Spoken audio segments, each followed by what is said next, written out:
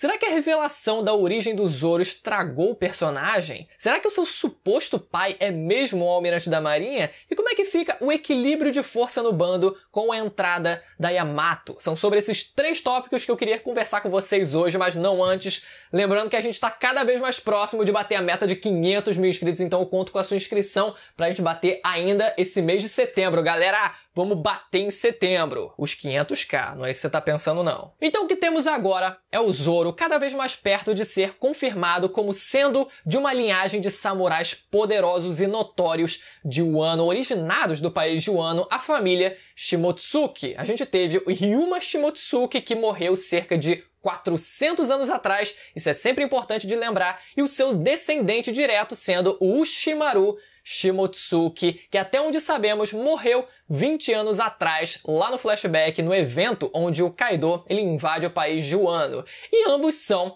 a cara cagada e cuspida do Zoro. Na verdade, a questão do Ushimaru é um negócio interessante, né? Ele se parece, ele lembra bastante o Zoro, mas ele ainda tem um pouco da sua identidade visual própria. Você vê que tem algumas nuances diferentes ali na feição do personagem, apesar de lembrar bastante. E em paralelo a isso, teve também 50 anos atrás, relembrando um navio que saiu de Wano por algum motivo e foi parar no East Blue, dando origem à Vila Shimotsuki. O precursor disso foi um cara chamado Kozaburo Shimotsuki, que teve um filho depois disso chamado Koshiro, que foi o mestre do Zoro, que teve uma filha chamada Kuina. E ao mesmo tempo, a gente não sabia de nada em relação ao Zoro quando a gente conheceu o personagem, principalmente quando ele foi mostrado no flashback dele. Quem eram os seus pais, de onde ele saiu e como ele foi parar naquele dojo. Ele era literalmente um ninguém. E isso meio que se tornou parte da identidade dele. E é aqui que as coisas elas podem vir a ser um problema com agora essa mudança na forma como a gente enxerga esse personagem, caso isso tudo seja realmente confirmado. Você vê que até o visual dele era meio vagabundo, né? Com os trapos que ele usava, tentando ali caçar piratas do baixo clero, para assim ele conseguir garantir o trocado de amanhã praticamente. Só que agora a gente está cada vez mais próximo da revelação de que ele nunca foi um Zé Ninguém. Na verdade, ele sempre fez parte de uma família de samurais notórios, a família Shimotsuki. E por que isso contrasta com a identidade que o personagem já tinha até então, né? Porque, beleza, ele pode ser de uma linhagem conhecida, uma linhagem de samurais famosos, mas isso não quer dizer nada na prática. Mais ou menos, porque existe uma regra muito aplicada em One Piece, que é a regra do filho de peixe, peixinho é. A gente viu isso com a família Monk e normalmente quando um personagem poderoso tem um filho, aquele filho ele também acaba se tornando bastante poderoso. E sobre o Shimaru, o suposto pai do Zoro aqui, relembrando o que eu falei no último review, ele foi um dos poucos samurais, um dos poucos espadachins, melhor dizendo, que foi chamado de grande espadachim, junto dele também o Mihawk e o Ryuma. Somente eles 3 no universo de One Piece foram chamados dessa forma, o que não é pouca coisa, ele tá realmente entre um dos mais notórios espadachins da história. Só que ao mesmo tempo, a mensagem de que ele era um ninguém nunca foi explicitamente colocada pra gente. Isso, na verdade, sempre foi algo mais implícito, na forma como a gente enxergava e interpretava o personagem. Ele parecia realmente ter saído de lugar nenhum, ser um Zé Ninguém desde o começo, só que isso era mais implícito do que explícito. Nunca foi realmente martelada a ideia em cima disso, então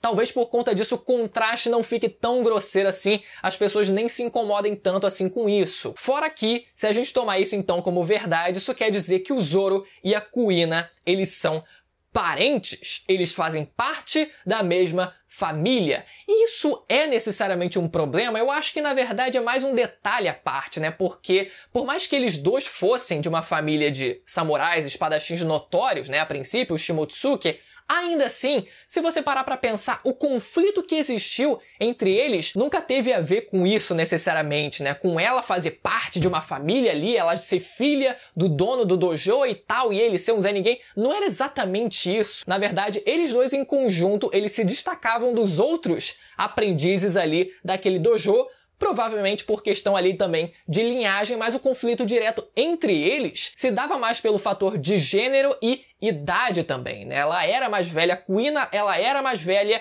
e ela se sentia inferior, sentia que seria ultrapassada quase que profeticamente, sem sombra de dúvida, pelo Zoro quando ele ficasse também mais velho, porque mulheres naturalmente são mais fracas, enfim, ela tinha essa crença que limitava o pensamento dela e que impedia ela até no futuro, se ela tivesse continuado viva, de ir mais adiante. Então a pergunta que fica é no que essa informação, caso ela chegue até o Zoro, que eu ainda considero a possibilidade dessa informação nem chegar, mas tá bem óbvio que o Zoro ele vai acabar sabendo disso, no que isso vai influenciar o personagem. E eu espero que a posição do Zoro em relação a isso seja bastante contrária a essa ideia. Por mais que ele possa até reconhecer parte do mérito dele vindo dessa questão de linhagem também, porque isso é algo colocado em One Piece várias e várias vezes também, o que eu espero do Zoro é que ele cague completamente pra isso. É que ele fale, cara, maneiro, interessante e tal, então quer dizer que eu sou de uma família tão importante aqui de Wano,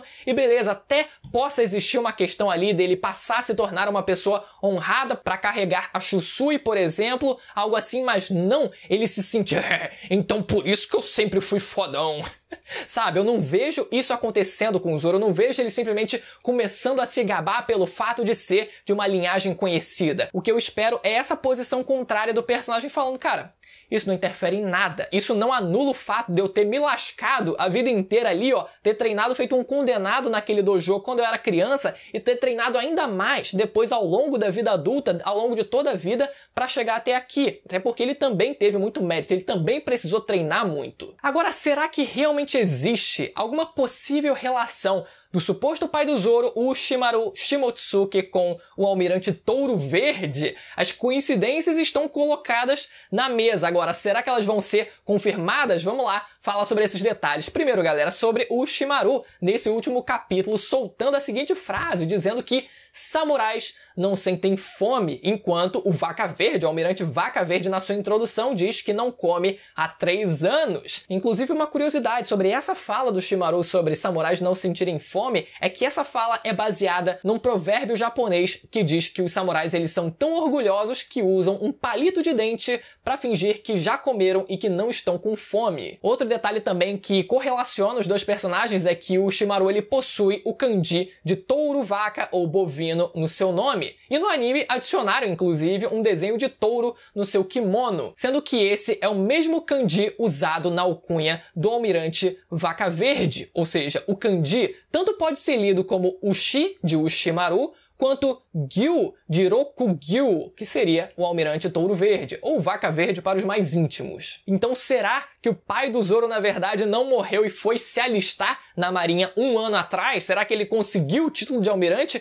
Eu diria que ele até poderia ter a capacidade sim de conseguir, afinal ele foi chamado de grande espadachim junto com os outros dois, o Ryuma e o Mihawk, então eu não duvido que ele poderia ter essa capacidade, mas eu acho que fica toda essa questão só realmente no campo das coincidências e das ideias mesmo. Eu acho que esse é o mesmo caso do Dalton, por exemplo, que tinha gente insanamente cogitando que o Dalton poderia ser o almirante Vaca Verde só porque ele tinha a fruta lá do bisão e tinha realmente, né, uma coloração verde na sua vestimenta, nas suas vestes. Então, quem sabe, o cara teve um buff de força descomunal e acabou se tornando um almirante. Nunca se sabe, mas, cara, eu acho que realmente vai ficar só no campo da imaginação, isso aí realmente não vai ser confirmado. Até porque, galera, por mais que a gente considere essa lista de coincidências como talvez evidências de que isso possa ser verdade, ainda assim, eu acho que isso quebraria um pouco do que a gente viu no último capítulo, sabe? O Orochimaru, ele, de certa forma, tentando se sacrificar ali pela Yamato junto dos outros samurais, dizendo, olha só, então a gente vai garantir que você esteja viva até 20 anos no futuro. E logo depois disso eles partem para o confronto contra o Kaido. Então toda essa cena foi construída para isso, para existir esse sacrifício, apesar da gente não ter visto tanto assim a cena em detalhes. Mas eu acho que ia quebrar um pouco do peso dessa cena se ele ainda tivesse vivo depois de tudo isso. Ia ficar meio distoante, apesar, como eu falei, das evidências estarem aí na mesa. Se for verdade, vocês têm todo o direito de me chamar de herege, tudo bem. E agora, como a entrada da Yamato no bando afeta o MCU, como gostam de falar, né? Como afeta o equilíbrio de força no bando? A gente viu, inclusive, nessa semana, olha só, a divulgação de um produto licenciado, uma toalha que considera a Yamato como um dos Mugiwaras. E não só essa toalha como um produto licenciado, considerando a Yamato como parte do bando, mas também um figure, como parte da coleção dos Mugiwaras. Ela tendo um novo figure, como agora parte da coleção dos Mugiwaras aí, ó. Se tem produto licenciado, se tem flashback triste e se tem um sonho a ser realizado no final do mangá, é o que eu digo, meu amigo, a chance aumenta bastante. E a gente, inclusive, teve a aparição da Yamato agora no anime, né? Uma bela de uma porrada de uns raios que ela soltou lá com Raime Hake! Bem na cara da ult, foi uma animação bem legal, né? Daquela câmera lenta que foi colocada ali nos raios e ela já tendo passado o golpe, a marreta na cara dela. E no mangá, a gente teve ela mostrando a sua forma híbrida e o uso do Haki do Rei avançado e com isso igualou um Raime Hake contra o seu pai. Enquanto isso, a gente viu o Zoro, por exemplo, usando quando lutou contra o Kaido inconscientemente também o Haki do Rei avançado quando usou o Ashura contra o Kaido. E aí? Inclusive uma observação aqui que eu sempre esqueço de lançar em vídeo, mas agora eu lembrei de deixar anotado. Uma observação. A gente viu como o Zoro ele conseguiu estender a cicatriz do Kaido, fazendo parecer ali uma constelação, né, Cruzeiro do Sul, mas teve aquele prolongamento na cicatriz. E o Arthur, lá do grupo do canal no Face, link na descrição, ele lançou uma que eu gostei bastante, que talvez o Momonosuke ele consiga ali fazer um segundo X, consiga completar o segundo X no peito do Kaido, fazendo mais uma cicatriz no peito dele. Será que isso vai ser confirmado? Se tiver confirmado, pelo menos está registrado aqui no canal e os méritos e os créditos vão pra ele. Mas eu acho que essa dúvida entre o Zoro e a Yamato, por mais que a gente possa discutir aqui questão de resistência, durabilidade, velocidade também, uso do hack, Akuma no Mi, forma híbrida, etc, tudo isso, Blitz, etc,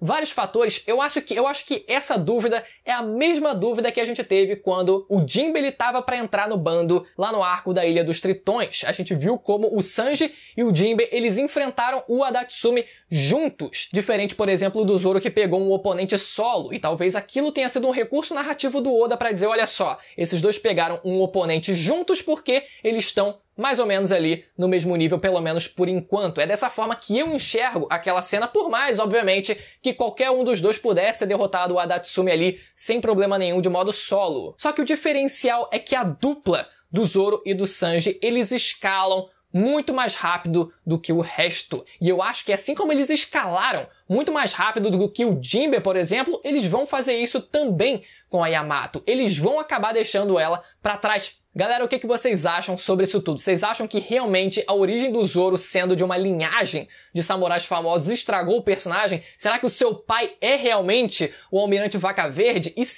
onde será que se encontra a Yamato agora na tier list do bando dos Chapéus de Palha? Essas são as 3 perguntas que eu deixo pra vocês responderem nos comentários. E lembrando, pra vocês se inscreverem no canal quem não é inscrito e ativar o sininho também pra não perder a notificação dos próximos vídeos que saem sempre aqui no canal sobre o universo de One Piece, beleza? 500k cada vez mais próximo. Até a próxima, tchau!